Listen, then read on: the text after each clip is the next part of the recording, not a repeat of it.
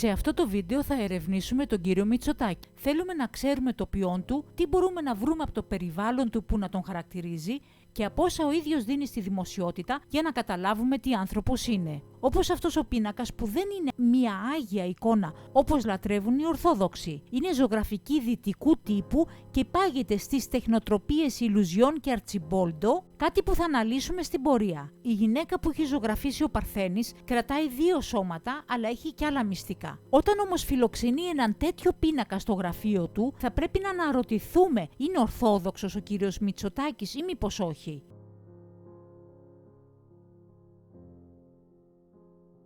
Η επίσκεψη του Πρωθυπουργού της Ελλάδος στο Ναό της Αναστάσεως, 16 Έκτου του 2020. Έχει έρθει όλη η οικογένεια στον Πανάγιο Τάφο και τους Ξεναγείο Πατριάρχης. Για να δούμε όμως πώς κάνουν το σταυρό τους.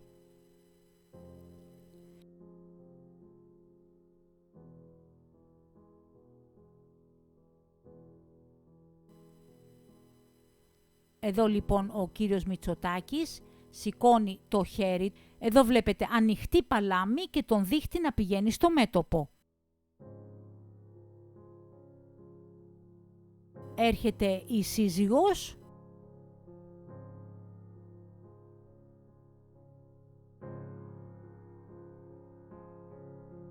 Ακουμπάει το μέτωπο. Και ο σταυρός γίνεται στο στήθος, όχι στην κοιλιά.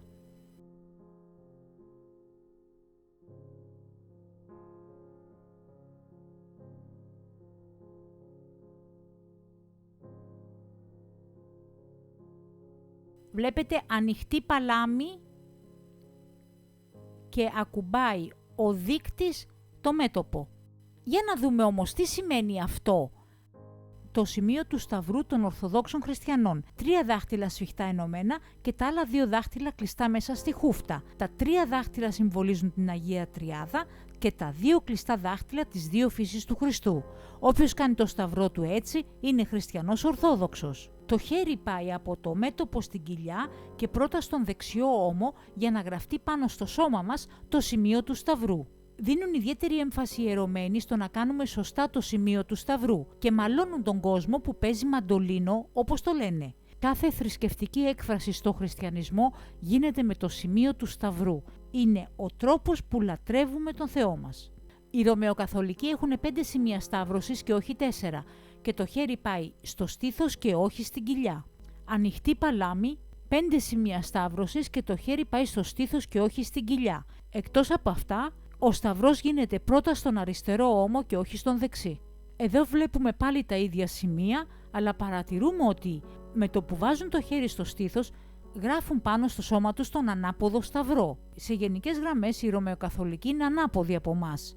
Σχηματισμός ανάποδου σταυρού, ανάποδη σταύρωση, αλλά και ο επίσημος σταυρός της Ρωμαιοκαθολικής Εκκλησίας είναι ο ανάποδος σταυρός, γιατί θεωρούν ως ιδρυτή τους τον Απόστολο Πέτρο. Πώς έγινε λοιπόν σατανικός αυτός ο σταυρός? Οφείλεται μάλλον στους μάγους πάπες Ρώμης όπως ο Ονόριος που τον χρησιμοποίησαν στα βιβλία μαγείας τους. Και μην ξεχνάμε το status satanic. Είναι προφανές ότι τον οικουμενισμό δεν τον θέλουν γιατί είναι καλοί χριστιανοί, αλλά γιατί είναι αποστάτες από το χριστιανισμό.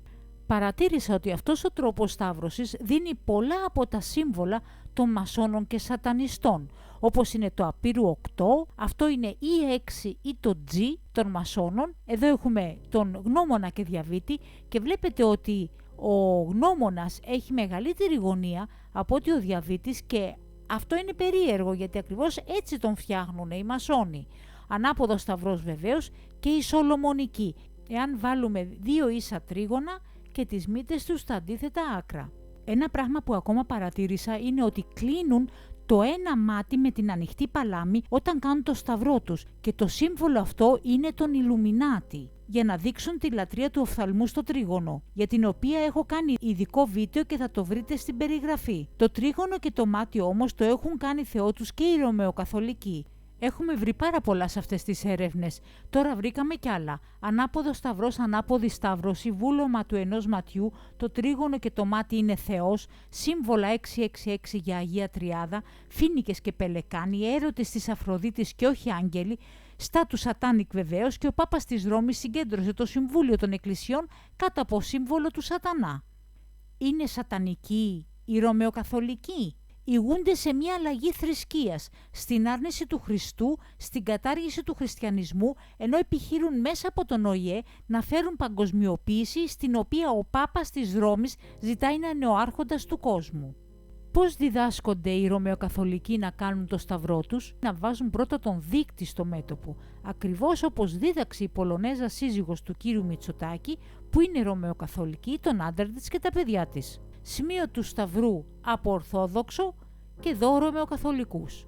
Και εδώ είναι η οικογένεια Μητσοτάκη την ώρα που κάνει το σταυρό της και παρατηρούμε σε ποιον ομοιάζει ο τρόπος που σταυρώνονται, στους Ορθοδόξους ή στους Ρωμαιοκαθολικούς. Πόσοι άνθρωποι δεν θα τον ψήφιζαν εάν γνώριζαν ότι είχε πουλήσει την Ορθοδοξία και πως είναι Ρωμαιοκαθολικός. Ψευτόχριστοι, ψευτορθόδοξοι θέατρο στον κόσμο για να μην δώσουν στόχο ενώ ενεργούν κατά της Ορθοδοξίας και μας ξεπουλάνε με αποδείξεις, γιατί αν δεν ήθελε ο Πρωθυπουργός τον οικουμενισμό, πώς θα προχώραγε το πράγμα? Δεν υπάρχει αλλαγή Θεού σε μια εκκλησία, αλλά προσχώρηση αλωτρίων αντιθέτων δυνάμεων που εξαπατούν τους πιστούς, και αυτό το λένε αθέμητος προσιλητισμός και διώκεται ποινικά. Έχουν μπει σε θέσεις κλειδιά αντίχριστοι που έχουν σχέδιο να ξεπουλήσουν τον χριστιανισμό, να εισάγουν το Ισλάμ στις εκκλησίες μας, να μας φέρουν τον Αλλάχ και το Βούδα, να τους λατρεύουμε γελιοποιώντας κάθε τι χριστιανικό. Όμως για σκεφτείτε, αν ήταν χριστιανός θα έφερνε τις ταυτότητες και το χάραγμα. Δείτε εδώ το θέατρο, αλλά όταν δεν έχεις τίποτα ιερό και όσιο, πλανάς και κοροϊδεύεις τους χριστιανούς, στο κάτω-κάτω της γραφής τι φιλότιμο έχει ένας Ιλουμινάτη σατανιστής, και προδόθηκαν μόνοι τους, και αυτό θα το δούμε παρακάτω. Και μην πει κάποιος ότι δεν έμαθε να κάνει το σταυρό του σωστά, γιατί ο πατέρας του τον πήγαινε στο Άγιον Όρος,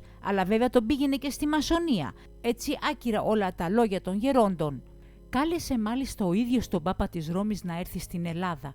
Προσωπικά ο ίδιος κάλεσε τον Ποντίφικα. Ενώ δεν έχει δικαίωμα στο να ανακατεύεται στα θρησκευτικά ζητήματα, αυτός αγνοεί το πρωτόκολλο και καλεί τον Πάπα της Ρώμης για επίσκεψη στην Ελλάδα. Και βεβαίως ως καλός Ρωμαιοκαθολικός που θέλει στενές επαφές με το ποντίφικά του, το κατανοώ, και είναι θρησκευτικό το ζήτημα, αλλά όχι χριστιανικού περιεχομένου, αλλά σατανικού, καθώς βρήκαμε ότι ο κύριος Μητσοτάκης δηλώνει Ιλουμινάτη, αλλά και ο Πάπας της Ρώμης συγκέντρωσε το Συμβούλιο των Εκκλησιών κάτω από το σύμβολο του Σατανά. Πάμε στην ανάλυση του πίνακα που έχει στο γραφείο του ο κύριος Μητσοτάκης. Εδώ τον βλέπουμε από τη σελίδα Ορθοδοξία, σε περίπτωση που θέλετε να τον κατεβάσετε και να τον μελετήσετε κι εσείς. Θα εξετάσουμε τον πίνακα αυτόν για διάφορες τεχνικές που χρησιμοποιούν οι ζωγράφοι. Για να καταλάβετε όμως τις ηλουζιών τεχνικές της ζωγραφικής, θα πρέπει να δούμε πρώτα μερικά παραδείγματα. Υπάρχουν πολλές τεχνικές ηλουζιών, όπως το να μην ζωγραφίζει ο ζωγράφος κάτι και όμως να βλέπουμε μια εικόνα. Πώς γίνεται αυτό? Χρησιμοποιεί δύο προοπτικές. Την εικόνα από μακρινή απόσταση, και σε αυτή την περίπτωση βλέπουμε νεκροκεφαλές, και την κοντινή εικόνα που ζωγραφίζει ο καλλιτέχνης με κάθε λεπτομέρεια. Όπως εδώ βλέπουμε διάφορα πρόσωπα και αντικείμενα. Από μακριά νεκροκεφαλές και από κοντά μια εντελώς άσχετη εικόνα. Από μακριά βλέπουμε γνωστά πρόσωπα τα οποία αναγνωρίζουμε και από κοντά κάποια τοπία και άνθρωποι σε κάποιο περιβάλλον. Εδώ έχουμε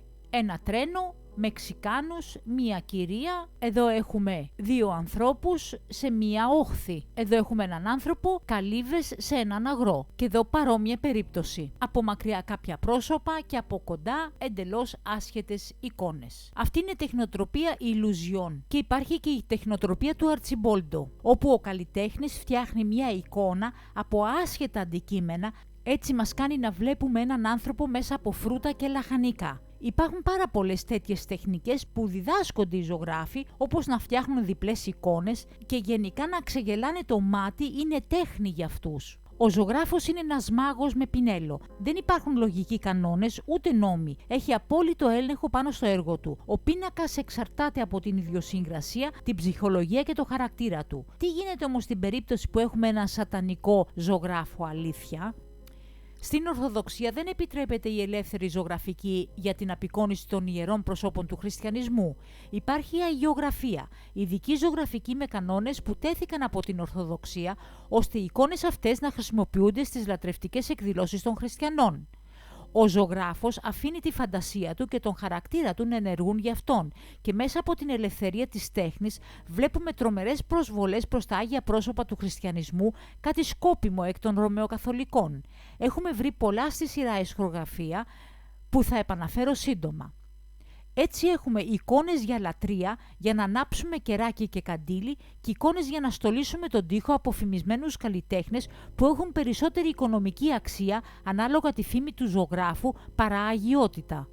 Εδώ έχουμε μία από τις Παναγίες του Παρθένη και θα δούμε ότι έχει κρύψει εικόνα μέσα στην εικόνα που δεν θα έπρεπε να είναι εκεί και ταυτόχρονα έχει φτιάξει και μία εικόνα ηλουζιών. Εδώ λοιπόν έχει το ένα κεφάλι που κρατάει αυτή η γυναίκα, αλλά ακριβώς εδώ στο πηγούνι αυτού του παιδιού υπάρχει άλλο ένα κεφάλι, όπως σας δείχνω εδώ, που φανερώνει κάτι σαν πάπια.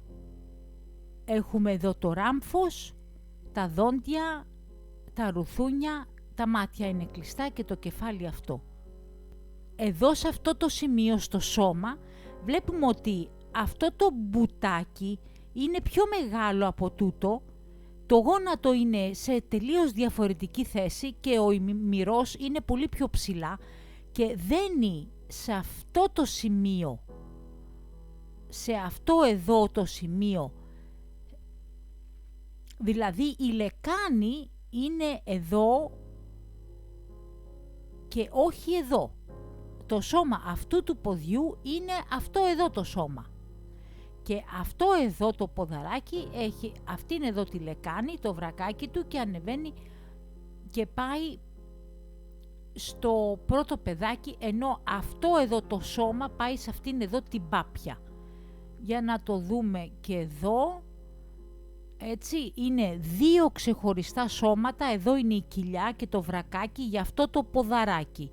Και εδώ είναι το βρακάκι και η λεκάνη για αυτό το ποδαράκι. Είναι δύο ξεχωριστά σώματα και έχουμε και δύο ξεχωριστά κεφάλια, εδώ είναι η πάπια. Να το δούμε σε άλλο χρώμα.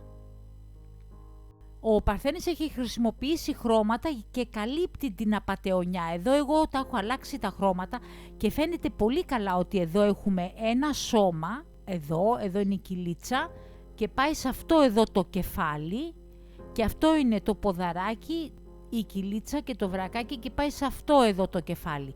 Και έχουμε εδώ δύο σώματα. Έτσι, εδώ φαίνεται πολύ καλά και βλέπουμε ότι είναι πιο μεγάλο αυτό το μπούτι και δένει σε άλλο σημείο και όχι στο σημείο που θα έπρεπε να δέσει πάνω στο σώμα αυτού του παιδιού. Δεν ταιριάζει δηλαδή. Αυτό το μπούτι δεν ταιριάζει σε αυτό το σώμα, ταιριάζει σε αυτό εδώ το σώμα που είναι σε αυτό το σημείο. Και έτσι βλέπετε εδώ πολύ καλά αυτήν την πάπια που έχει ανοιχτό το ράμφος, έχει δοντάκια, έχει ρουθούνια, έχει μάτια κλειστά, το κεφάλι έτσι και είναι μια πάπια. Γιατί την έχει βάλει εδώ την πάπια? Για να δημιουργήσει την εικόνα ηλουζιών. Του χρειαζόταν εδώ κάτι σε αυτό το σχήμα. Αλλά βεβαίως και για να εμπαίξει την Παναγία, γιατί αυτοί δεν έχουν καμία σχέση με την Παναγία και με το χριστιανισμό, είναι σατανιστές, είναι Ιλουμινάτοι. Εξαπατούν τον κόσμο, είναι ναΐτες υπότες, έχουν δεχθεί μια νέα θρησκεία, τον Μπαφομέτ. Τα έχω πει αυτά σε ποιον ανήκει το μάτι στο τρίγωνο, όπου θα κάνουμε και άλλες σειρές. Εδώ λοιπόν και πάλι σε άλλο χρώμα, φαίνεται πολύ καθαρά εδώ το κεφάλι αυτής της πάπιας και το κεφάλι του παιδιού υποτίθεται, εδώ δείτε. Και εδώ είναι τα δύο σωματάκια τα οποία τα έχω εδώ συμπληρώσει για να δείτε κι εσείς αυτήν την διαφορά. Εδώ λοιπόν έχουμε αυτή την πάπια με τα δόντια, τα ρουθούνια, το μάτι, το κεφάλι, έτσι, και εδώ βλέπετε είναι η κοιλίτσα, εδώ δένει το μπουτάκι το δικό της και εδώ είναι το σώμα του παιδιού που πάει και αγκαλιάζει εδώ και έχει αγκαλιά της και τα δύο σώματα. Μία πάπια και ένα υποτιθέμενο παιδάκι. Για να δούμε όμως τι άλλο έχει φτιάξει. Εδώ φαίνεται πολύ καλά η απατεώνια Εδώ είναι το ένα σώμα και εδώ είναι το άλλο σώμα. Έχει φτιάξει μία Παναγία που κρατάει ένα παιδάκι και μία πάπια. Τόσο ιεροί είναι οι πίνακες ζωγραφικής, όπως έχουμε βρει και στη σειρά αισχρογραφίες, τα τρομερά και φοβερά, και εδώ ακριβώς επιβεβαιώνουμε αυτήν την πρακτική. Ελεύθερη ζωγραφική για να μπορούν να κοροϊδεύουν τον χριστιανισμό. Αλλά υπάρχει και δεύτερη εικόνα ηλουζιών, όπως είδαμε ότι από μακριά φαίνεται κάτι άλλο και από κοντά φαίνεται κάτι άλλο. Εδώ λοιπόν η εικόνα αυτή είναι από μακριά και αν προσέξετε θα δείτε εδώ ένα μάτι και θα δείτε εδώ και ένα ράμφος και είναι εδώ πραγματικά σαν να κρατάει ένα μικρό πελεκάνο. Έτσι, για να το δούμε ξανά αυτό. Ηλουζιόν είναι αυτό, δεν έχω πειράξει την εικόνα καθόλου, έχω επιλέξει λοιπόν τα χρώματα στα οποία φαίνεται περισσότερο. Εδώ λοιπόν είναι ένα ράμφος και εδώ είναι ένα μάτι και ουσιαστικά αυτή η γυναίκα έχει αγκαλιά έναν πελεκάνο. Να το δούμε κι αλλού. Έχει βάλει κάποιες σκιές, βλέπετε ότι έχει παίξει πολύ με αυτά χρώματα της όχρας εδώ, δημιουργώντας όμως μία άλλη εικόνα από κοντά και άλλη από μακριά. Η εικόνα από κοντά είναι τα δύο κεφάλια, η εικόνα από μακριά είναι ένας πελεκάνος. Θα πρέπει να την απομακρύνετε και να τη φέρετε κοντά για να τον δείτε. Εδώ λοιπόν είναι από κοντά και εδώ είναι από μακριά. Εδώ είναι το μάτι του πελεκάνου και εδώ είναι το ράμφος του πελεκάνου. Βλέπετε εδώ πόσο καθαρά φαίνεται αυτή η πάπια και αυτό το υποτιθέμενο παιδάκι και εδώ αν προσέξετε θα δείτε αυτό εδώ ότι είναι σαν ράμφος και εδώ έχουμε ένα πελικανάκι. Είναι η εικόνα ηλουζιών. Άλλο δείχνει από κοντά και άλλο από μακριά. Βάζω διάφορα χρώματα σε σχέση για να μπορείτε να το δείτε. Εδώ λοιπόν το ζωγράφισα λίγο από πάνω, να σας βοηθήσω. Αυτό που φαίνεται από μακριά είναι ακριβώς αυτό που έχω φτιάξει εδώ. Φαίνεται σαν να έχει αγκαλιά έναν πελεκάνο. Αυτή η εικόνα παρουσιάζεται όταν την κοιτάμε από μακριά. Όταν λοιπόν κάποιος κοιτάει από μακριά θα δει αυτό εδώ, πάνω κάτω. Δημιουργείται η ηλουζιόν εικόνα ότι έχει αγκαλιά της έναν πελεκάνο. Γιατί όμως ο Παρθένης έβαλε τον πελεκάνο? Γιατί οι Ρωμαιοκαθολικοί κατάργησαν το αίμα του Κύριου Ιησού Χριστού και κοινωνούν το αίμα του πελεκάνου. Και αφού δεν πίνουν πλέον το αίμα του Χριστού, η Παναγία κοροϊδευτικά δεν γέννησε τον Θεάνθρωπο, αλλά έναν πελεκάνο. Την απόλυτη κοροϊδία αυτήν έχει κρεμασμένη στο γραφείο του ο κύριος Μητσοτάκης. Αντικαταστάσεις του Χριστού για να διώξουν τον χριστιανισμό, γιατί σαφώς οι ειδωλολάτρες δεν θέλουν οι πιστοί να κοινωνούν το αίμα του Χριστού και θα βρείτε ειδικό βίντεο στην περιγραφή από κάτω. Όμως για δείτε εδώ συνάθρηση μαγισσών και η μάγισσα φοράει άμφια με τον πελεκάνο. Ροδόσταυροι σατανιστές με έμβλημα τον πελεκάνο που τρυπάει τον εαυτό του. Το ίδιο και οι ποδιές μασονίας και ανίερος σταυρός των ροδόσταυρων είναι σταυρός μαύρης μαγείας, αυτός με το ρόδο στο κέντρο.